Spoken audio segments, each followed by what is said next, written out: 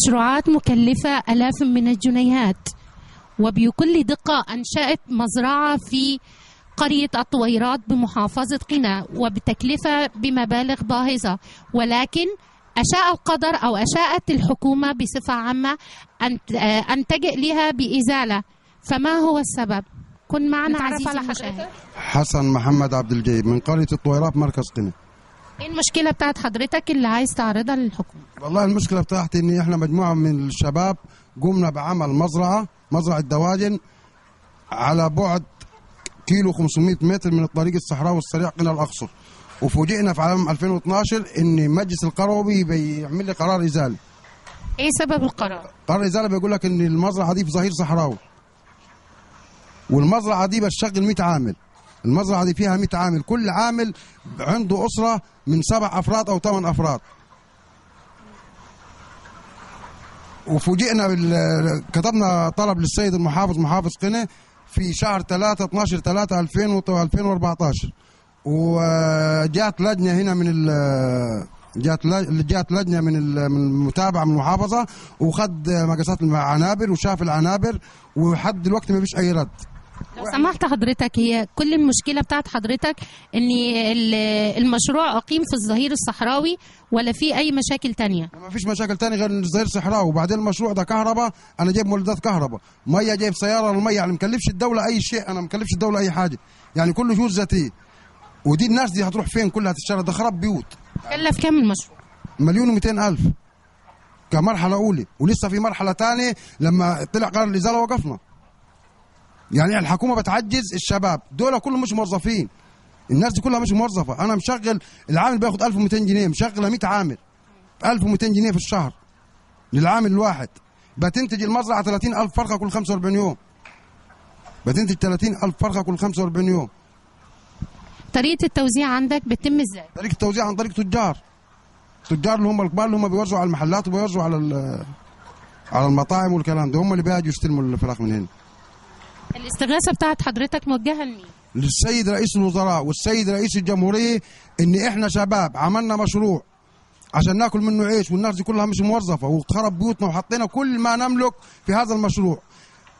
الطلب الوحيد اني انا تترفع قرار الازالة ويتربط المشروع، يتقيم بصفة ايجارية او صفة تمليك.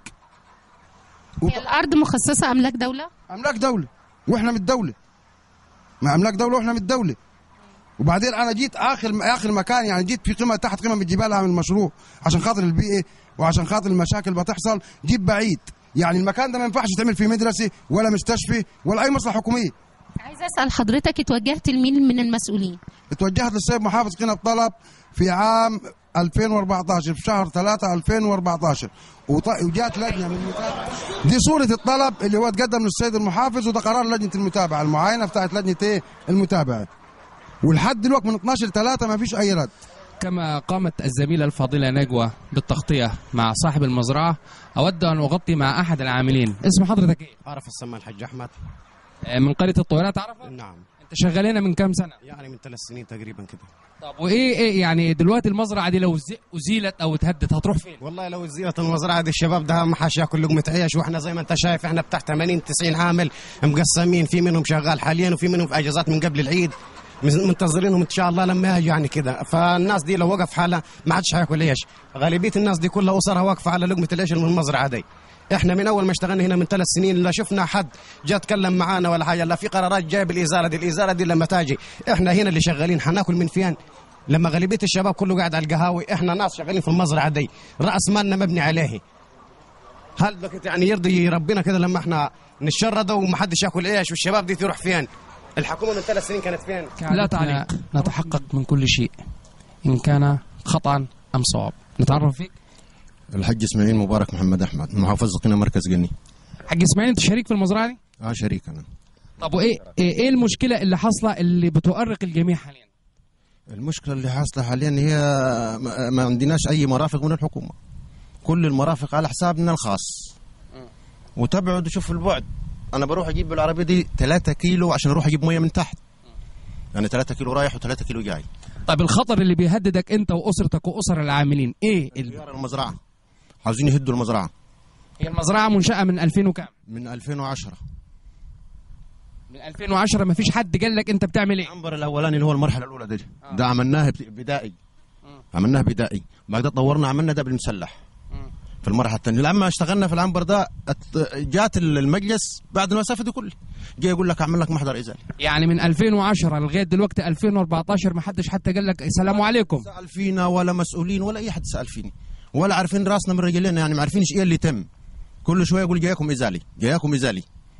هو اللي حاصل يعني ما فيش حتى مسؤول يحرك معنا. طيب معاكم اي معيشه ثاني او شغل ثاني غير المزرعه؟ ولا اي معيشه، ولا خلفونا فدن ولا اراضي ولا اي حاجه ولا وظيفه. انا راجل عندي 46 سنه ومعايا 4 في السنه وفي الابتدائي وبتاع. طب اشتغل ايه؟ وما طلبتش بوظيفه اساسا. انا طلبت ان انا اشتغل حر.